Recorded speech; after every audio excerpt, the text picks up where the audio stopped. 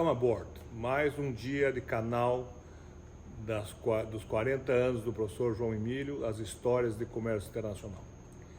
No vídeo passado, nós estávamos comentando da primeira exportação, né?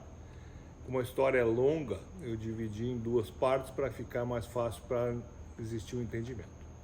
E paramos justamente no processo da guia de exportação, onde era um documento em 7 vias, com carbono, muito difícil de não errar, né? Então você tinha que cuidar para preencher os 64 campos com muito cuidado e deixar aquele documento pronto para ser emitido. Na então CACEX, Carteira de Comércio Exterior, era analisado campo a campo, e a parte mais difícil que existia nesse documento era que os corretores, né, os verificadores do banco, faziam campo 4, campo 5, campo 6, campo 7, campo 8, campo 9, campo 10.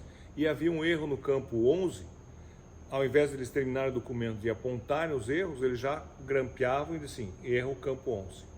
Então quando você ia buscar esse documento no Banco do Brasil, você olhava e dizia assim, uau, tenho que corrigir o campo 11. Se corrigia o campo 11, retornava o documento, corrigia campo 4, 5, 6 e vinha descendo até chegar no 25, e aí havia um erro no 25. Você tinha que fazer a correção desse 25. Então isso nos ensinava a criar uma base muito forte da nossa pirâmide, porque ninguém queria errar, e ainda mais errar com toda a documentação pronta, em 7 carbonos, 6 carbonos, você tinha que datilografar, não existia computador nesse momento, o que existia era uma máquina IBM, elétrica, que podia programar os dados e fazer, mas era muito arriscado, tinha uma programação, então já não era a mesma coisa. E existiam alguns telex naquela época que também você tinha um certo processo de programação que poderia fazer isso. Fora essas duas condições de empresas que tinham mais posse, era dedografia ou datilografia. Então a gente tinha que focar muito no processo, e isso me ensinou até hoje a ter um olho clínico na questão documental, mas também no planejamento do desenvolvimento desse documento. Por que isso? Porque na realidade o que acontece? É muito natural quando você tem uma tecla delete no teu computador, ou um apagar no seu teclado de telefone, você sabe que cometeu um erro, você deixa passar, ou então você já apaga e elimina isso. Mas quando você tem papel, você tem que usar subterfúgios que existem no teu momento, ou uma borracha, ou uma lâmina para raspar. Havia gente que tentava até com chicletes, eu comentei isso no vídeo passado, né? Passava os chicletes em cima assim para tirar aquele pó que o carbono deixava na folha seguinte, para ficar um pouquinho mais liso e aí fazer a correção. Mas de modo geral, cada via tinha uma destinação, como é hoje, né? Uma via ia para a estatística, uma via ia para o Banco Central, uma via ia para a Receita Federal, uma via ficava com o exportador, uma via ia para a exportação desembaraço. Então, o documento era bem bolado para seguir uma certa característica. Importante comentar aí que as estatísticas de comércio exterior nessa época dependiam do preenchimento desse documento aprovado, iam para a central no Rio de Janeiro e aí eram preparados relatórios a partir desse documento. Então a estatística nunca era atualizada, nunca era up to date, sempre 6 meses, 1 ano defasado. Então era muito difícil você conviver nesse processo. Eu vou contar mais para frente da questão de cartas com o exterior, e a mesma coisa. Então o objetivo dessa primeira exportação era fazer a exportação daqueles calçados que nós estávamos aí conhecendo de plástico para os Estados Unidos, logo os Estados Unidos, onde eu aprendi grade, aprendi que existia uma caixa master, aprendi que tinha esse documento, aprendi que tinha que ter dinheiro para ir voltar de ônibus do Banco do Brasil até a empresa. Isso é importante, revisa o vídeo primeiro que vocês vão entender o que a gente está falando. E aí, terminada a guia de exportação, tinha que preparar então os documentos para embarque. Os documentos para embarque precisam ser conduzidos pelo Departamento de Exportação juntamente com a estrutura da onde vai sair. Se você vai sair para o aeroporto, você tem que ter alguém no aeroporto para te auxiliar. Se você vai sair por porto marítimo, você vai ter alguém para te auxiliar. Normalmente essa figura chama-se despachante aduaneiro. Essa empresa não tinha esse ajudante desse processo final de saída do produto no Brasil. Não é obrigatório, porém é importante que se diga que cada macaco no seu galho. Então existe a necessidade de ter pessoas que conhecem determinados segmentos da área de comércio exterior, e que o comércio exterior é gigantesco, e o que vocês vão mais ouvir falar aqui vai ser visão door-to-door, visão door-to-door, visão door-to-door. Você tem que entender o processo inteiro para poder ser feliz. Bom, voltei à empresa, chegando na empresa, depois desse caminhar todo, né, contei a história, todo mundo riu. Aí é bom que isso aconteça, porque quando você tem uma falha estruturada e sabe contar que você errou, isso traz mais amigos, ou as pessoas se desprendem daquele falso contato na relação empresarial, que é a amizade, como se cria o processo. Bom, eu fiquei logo famoso dentro da companhia, porque eu tinha andado da Praça Tiradentes, que era o local da Cassex, até o Prado Velho, onde era a empresa. E era uma caminhada, não era uma caminhadinha, não, uma caminhadona. Então, foi legal por isso. Só minhas pernas que contaram no dia seguinte como foi dolorido, mas foi feito e estava feito. E aí tinha que começar esse processo, e a fatura comercial estava pronta antes de eu fazer a guia de exportação, mas eu não sabia que outros documentos tinham que fazer o processo. E eu tinha uma revistinha dessa da Cassex que falava processamento de exportação. Aí tinha um negócio lá, chamava-se romaneio de embarque. Eu disse, romaneio de embarque, o que será que é isso, né? Aí pesquisando, descobri que é o tal do packing list. E o que quer dizer? Que você tem que pôr tudo que você vai mandar com peso, com medidas, com detalhamento, para que as pessoas entendam que dentro de uma caixa existem outras caixas, e existe dentro dessas outras caixas produto. Então, o que eu sempre comento em aula e comento nas minhas histórias, etc. e tal, é que você tem que conviver na área de comércio exterior dentro da lógica e sempre imaginando o passo que você está, qual é o passo adiante. Então, na realidade, o documento packing list não serve para mim que estou na minha empresa. Serve para a empresa que está comprando, serve para a aduana que está saindo o produto, serve para a aduana que vai entrar o produto, para que eles entendam que numa caixa de tamanho X que você mencionou no documento, tem X pares ou X produtos dentro. Isso é extremamente importante. Então você tem aí um jogo de documentos, que é a guia de exportação, para liberar o produto para o exterior, a fatura comercial, que é o documento que vai faturar ao cliente comprador, e o packing list, que vai posicionar a aduana local, a aduana no país estrangeiro e posteriormente ao importador. Mas e o documento que leva a mercadoria? Boa pergunta. Nós temos que saber como é que é feito esse documento. Aí começamos então a busca de um despachante que pudesse nos auxiliar. E encontramos um despachante e conversamos com ele e falamos assim: o que eu tenho que fazer para vocês prepararem o documento de embarque? Primeiro você tem que cotar o frete. Ah, que ótimo! E como é que a gente faz isso? Você vai mandar isso aqui aéreo ou vai mandar isso marítimo? Isso é muito pequeno para mandar marítimo, pode extraviar. Então a nossa sugestão é que você faça esse embarque aéreo. Ok, então vamos seguir com o embarque aéreo. Aí eu descobri que o peso do produto não é o mesmo peso do volume do produto, tá? E que o frete aéreo se paga por volume de produto. Também vou comentar mais adiante. Então, na realidade, aí você vai perguntando e aprendendo. Eu sempre disse, e todo mundo lembra, né, que o professor dizia assim: você tem que ser o chato legal. E em comércio exterior você tem que ser o chato legal. Você tem que perguntar até você aprender, porque você está lidando com culturas globais. Você está cuidando de estruturas de importação e exportação diferentes e diversos países. Você está lidando com aspectos legais em diferentes países. Você está cuidando de logística, de deslocamento de mercadoria de um ponto a outro de forma diferenciada. Então, assim, nós sempre dizemos que os detalhes são gigantescos numa operação do comércio exterior. E muitas vezes você, como gestor dessa exportação, tem que estar de olho. Por quê? Porque o risco é todo do exportador, até a mercadoria chegar no importador.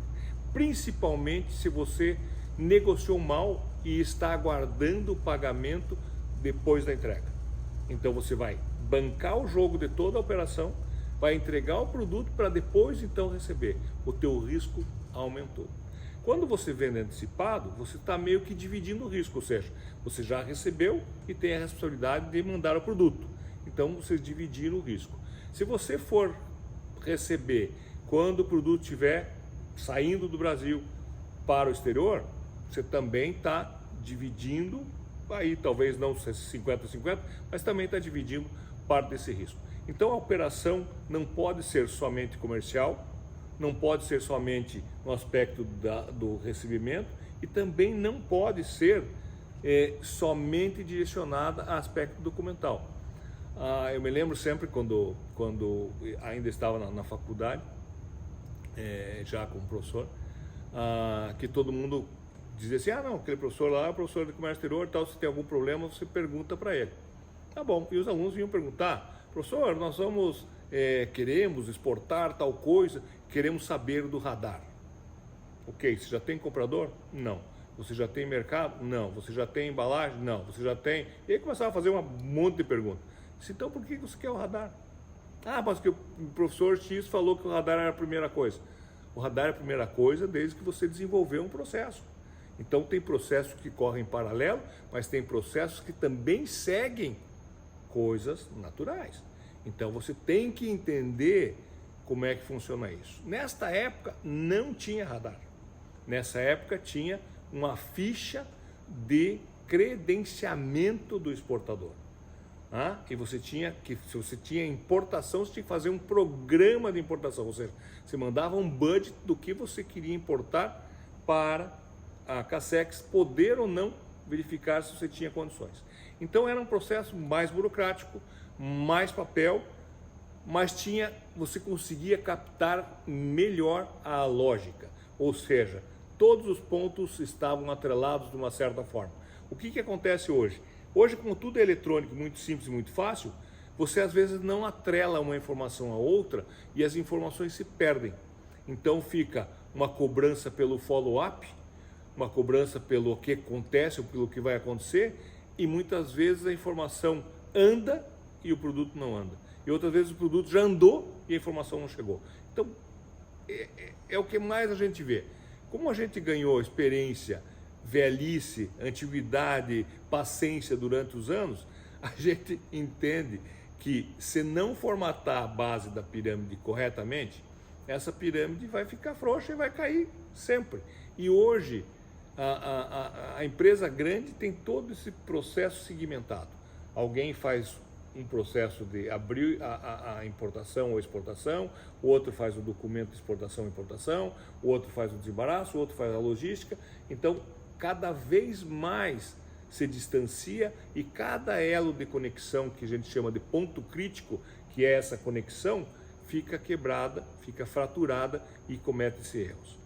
Mas eu estava ali para cometer esse erro porque era a minha primeira exportação, então eu tinha que me apegar a alguns conceitos. Então, falando com os parceiros, ele falou assim, me mande uma instrução de embarque, Shipping Instructions. Ok, então vamos mandar isso aí. Como que eu faço? Eu vou te mandar um modelo. Me mandou um modelo. Esse modelo na época não era nem por telefone, nem WhatsApp, não era nem por fax ainda. Então o modelo vinha por carta. Eu recebi 2, 3 dias depois, ou então eu tinha que mandar o boy da empresa ir buscar. Mas nesse caso eu recebi esse modelo 2, 3 dias depois. Vão contando prazo para chegar a essa exportação. Chegou esse documento era um template quase igual a uma guia de embarque aéreo, então você tinha que preencher alguns dados e novamente reforço, e vou brincar muito com isso, documento é só preencher o que pergunta, seu nome, sua idade, seu e-mail, seu sexo, etc e tal, é só responder, mas você tem que saber o que está dentro do teu caminho para você poder posicionar essa informação. Então, ok, preenchi a instrução de embarque, mandei para ele via boy da empresa, chegou lá para ele, falamos no telefone, ele falou assim, não entendi isso, está errado isso, não funciona isso, tal, eu vou consertar aqui para a gente poder organizar o processo. Ok, vou coletar a carga amanhã. Tá bom, coleta a carga amanhã, está aqui. Chegaram na empresa, a empresa não tinha a estrutura exportadora, né? Não me chamaram. O que aconteceu? Não levaram a carga. Porque a carga, por ser exportação, estava num lugar diferenciado do produto do mercado interno. Por que fizeram isso? Porque ninguém quis pôr a mão no processo de exportação. Isso é comum? Comum. Já foi no passado, é no futuro e vai ser sempre. A exportação faz parte da empresa. Você tem que criar o conceito da exportação dentro da empresa para que essa empresa possa crescer e ramificar com o conceito exportador. Isso em 1982, 83, que era essa época aí, isso era muito difícil. Por quê? Porque ninguém sabia o que era exportação. Imagina, não tinha divulgação, não tinha propaganda, eram as revistas da Cassex, alguma coisa ou outra que saía publicado em jornais e acabou. Então as pessoas eram míopes, cegas, surdas, mudas em relação à exportação. Ninguém sabia nada. Importação, então, não vamos nem comentar, não é hora de comentar. Mas era difícil de você convencer as pessoas a exportar. Então, as empresas que tinham essa visão mais ampla eram as empresas que estavam na vanguarda, eram as empresas que tinham faturamento bacana, eram as empresas que tinham visão de mercado de uma forma diferenciada. Então, era uma empresa moderna, mas tinha suas dificuldades. Bom, não coletaram. Depois eu liguei para o despachante falou, não, a carga não chegou, não encontraram a carga, não sei o que, se desistiu, trocou de despachante, aí começa toda um mise-en-scène em cima de toda essa estrutura. Muito bem, falei, não, a caixa ficou aqui, nós vamos localizar e vamos pedir a coleta de novo, ou seja, o erro vai acumulando prejuízo, né? Então acumula prejuízo no bloco de guia, que eu errava bastante, acumulou prejuízo no carbono, acumulou prejuízo no tempo de saída, acumulando prejuízo nas coletas de carga. Bom, muito bem, fizemos esse processo, entregamos a instrução de embarque, ele fez a guia aérea para processar o desembaraço, processado, mercadoria embarcada. Isto é um hábito que nunca deve ser esquecido. Você imediatamente chama o teu comprador, hoje por e-mail, por fax na época, que não tinha fax, era telex, você tem que avisá-lo que a mercadoria saiu e dar dados dessa exportação para ele poder localizar no país dele esse processo. Você está saindo de um país tropical, brasileiro, num determinado clima, certo? Vai chegar nos Estados Unidos com outro idioma, com outro clima, com outra característica. Então tudo isso que mudou da saída do Brasil até a chegada nos Estados Unidos, você tem que repassar para o seu cliente.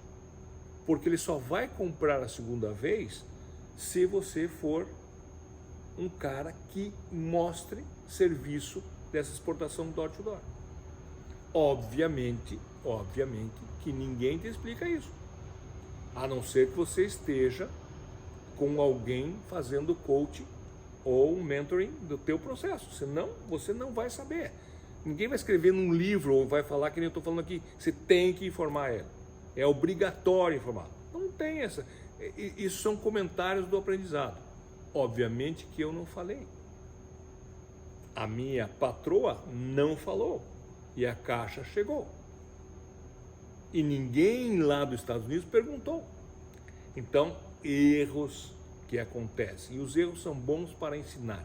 Essa caixa ficou parada lá no aeroporto de Nova York uns 15 dias. E aí? Isso custa dinheiro, custa armazenagem, custa processo, às vezes roubo, às vezes damage da caixa. Enfim, pode acontecer de tudo um pouco. Então, você tem que tomar alguns cuidados. Muito bem.